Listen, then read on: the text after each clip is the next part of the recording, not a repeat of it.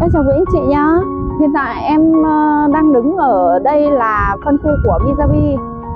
Và em đang đứng ở đây là đằng sau nhà của phân khu Mizabi nhá. Tận bãi tắm nước mặn ngay sau nhà đấy ạ. Đúng không? Và ngay đằng sau em đây là những cây căn song lập.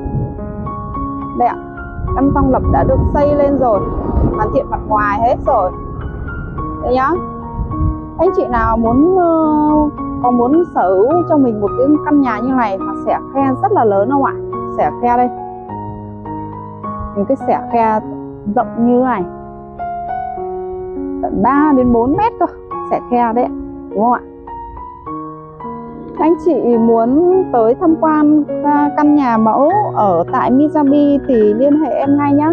Liên hệ em qua số điện thoại 0387 828 743. Trực tiếp em Linh sẽ dẫn anh chị vào tham quan nhà mẫu. Đây ạ.